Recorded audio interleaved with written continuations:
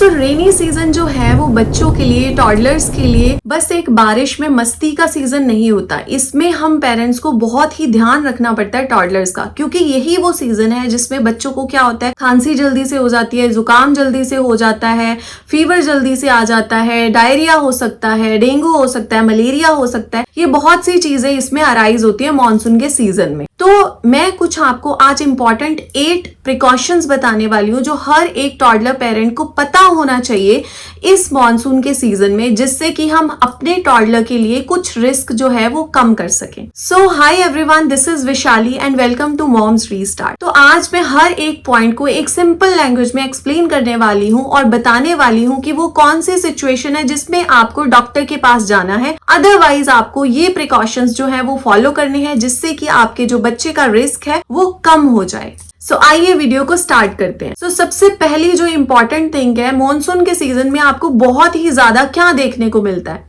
Yes, any guesses? You are right, it's mosquitoes. Mosquitoes जो है वो आपको बहुत ही ज्यादा देखने को मिलते हैं रेनी सीजन में, और मस्कीटोज ही एक ऐसा कॉज है जो क्या करते हैं, डेंगू फैलाते हैं, मलेरिया फैलाते हैं बच्चों में। राइट, एक्चुअली ये होता कैसे है कि मस्कीटोज क्या करते हैं, अगर आपके घर के बाहर ही कोई भी जहाँ पे थोड़ा सा भी पानी जमा होगा ना, तो वहां पे मस्कीटोज का एक ब्रीडिंग सेंटर बन जाएगा। बहुत से लोग ये नहीं जानते कि जो डेंगू फैलाने वाला एक मस्कीटो होता है ना, वो दिन के टाइम पे भी काट सकता है। ये जरूरी नहीं है कि वो रात के टाइम पे ही काटेगा। तो हमें दिन में भी बच्चे का प्रोटेक्शन रखना है, रात को भी बच्चे का प्रोटेक्शन रखना है। तो आप क्या चीजें फॉलो कर सकते हो? सबसे पहली चीज है कि अगर आपके घर में कूलर्स हैं या आपके घर में फ्लावर पॉट्स हैं, तो उसमें जो पानी है वो आप रेगुलरली चेंज करो। अपने घर के आसपास जो पानी जमा हुआ है वो ना होने दें।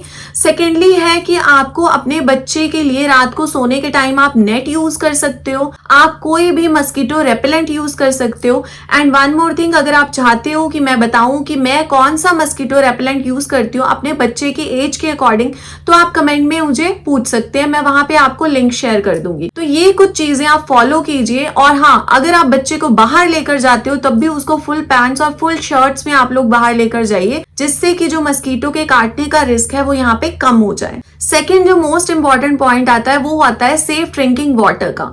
तो आपने देखा ही होगा कि जब मॉनसून का सीजन होता है, बरसात का मौसम होता है, तो पेट भी बहुत ज्यादा खराब होता है बच्चों का। वो क्यों होता है? वहां पे हमें बच्चों के लिए सेफ ड्रिंकिंग वाटर ही यूज करना है। Safe drinking in the sense कि आप बॉइल्ड वाटर या फिर फिल्टर्ड वाटर ही बच्चे को दें। मॉनसून के टाइम पे पानी में जल्दी जर्म्स पैदा हो जाते हैं, तो इस चीज के लिए आपने वहां पे क्या यूज करना है? सेफ ड्रिंकिंग वाटर यूज करना है बच्चे की फीड में। अगर आपका बच्चा 6 मंथ से ऊपर है तो आप उसको सॉलिड फूड देते ही होगे थोड़ा बहुत, तो उसमें भी आप क्या कीजिए कि जो भी फ्रूट्स और वेजिटेबल्स हैं उसको अच्छे से वॉश कीजिए।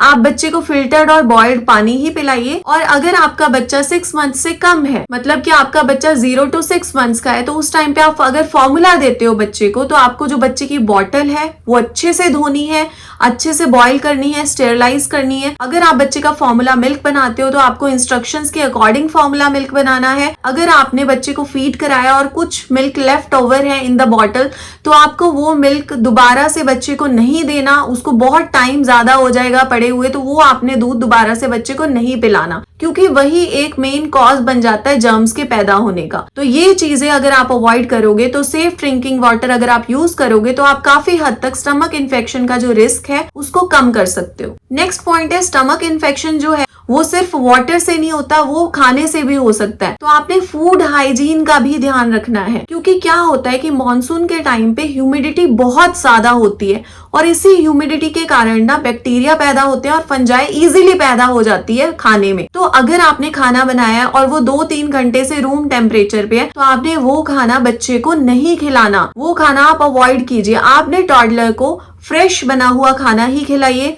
और कोशिश कीजिए कि आप बच्चे को बाहर का खाना बिल्कुल ना दे। बाहर का अनकवर्ड और स्टेल फूड आप बिल्कुल अवॉइड कीजिए बच्चे के लिए।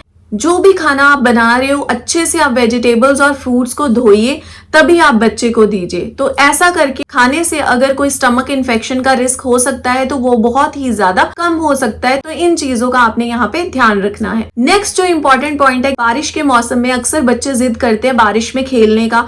तो जब गीले होके आते हैं बच्चे, पसीना भी होता है, गीले भी होके आते हैं, तो आप लोग बोलते हो चलो थोड़ी देर बाद कपड़े चेंज कर देंगे, लेकिन आपको ये चीज यहाँ पे नहीं करनी। जैसे ही बच्चा बारिश में बाहर खेल कर आता है, तो उसके इंस्टेंटली आप लोग कपड़े चेंज कीजिए, उसके शूज चेंज कीजिए अगर गीले हैं।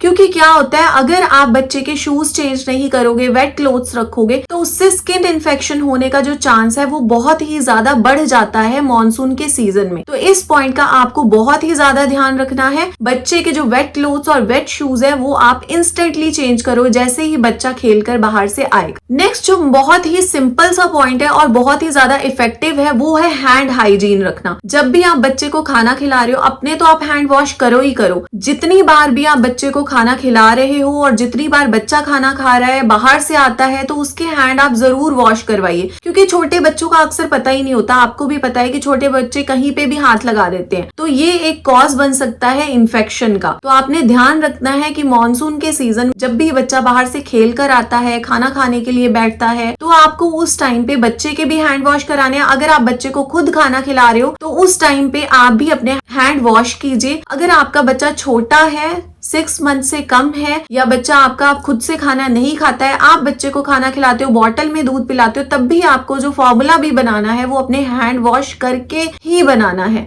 तो इन चीजों का आप ध्यान रख के यहाँ पे भी जो मॉनसून में होने वाले इन्फेक्शन का रिस्क है वो कम कर सकते हो। नेक्स्ट जो इंपॉर्टेंट पॉइंट है वो है डायपर रैश प्रोटेक्शन। तो मॉनसून में क्या होता है, ह्यूमिडिटी बहुत ज्यादा होती है जिससे कि जो बच्चे को जो डायपर रैश है वो इजीली हो सकता है। अगर आपका बच्चा छोटा है, टॉडलर आपका छोटा है, तो आपने क्या करना है, आपको जो डायपर एरिया है उसको वेट नहीं रखना, आपने उसे ड्राई रखना है। तो आप कोशिश कीजिए कि आप जल्दी से बच्चे का जो डायपर है वो चेंज कीजिए। डायपर ज्यादा गीला ना होने दें, जिससे कि क्या होगा कि बच्चे को रैश नहीं होगा। तो ये एक इंपॉर्टेंट पॉइंट है जो आप अपने टॉडलर के लिए यूज कर सकते हो, जिससे आप अपने टॉडलर का जो रिस्क है इन्फेक्शन का वो कम कर सकते हो। नेक्स्ट जो इंपॉर्टेंट पॉइंट है कि हम खुद से ही डॉक्टर बन जाते हैं, राइट। हमें खुद से डॉक्टर नहीं बनना। अगर बच्चे को सपोज फीवर आया है या कोल्ड हुआ है तो आप खुद से एंटीबायोटिक्स मत दीजिए। कई बार क्या होता है कि फीवर या फिर कोल्ड ऐसा होता है जिसमें एंटीबायोटिक्स की नीड होती ही नहीं है और हम लोग वहां पे बच्चे को एंटीबायोटिक्स दे देते हैं। तो एंटीबायोटिक्स बच्चे के लिए अच्छे नहीं होते, डॉक्टर की एडवाइस से ही देने चाहिए। हो सकता है कि वो जो फीवर है, वो जो इन्फेक्शन है अपने आप निकल जाए और आप उसको फालतू में ही एंटीबायोटिक्स दे रहे हो। तो ये चीज आपने खुद से नहीं करनी है। खुद से आपने कोई भी एंटीबायोटिक्स, ये चीजें आपने बच्चे को नहीं देनी है जिससे कि बच्चे की और ज्यादा हेल्थ खराब हो। तो मॉनसून के टाइम पे ये जो गलती है ये अवॉइड कीजिए। नेक्स्ट जो इंपॉर्टेंट पॉइंट है वो है कि डॉक्टर को कब दिखाना है।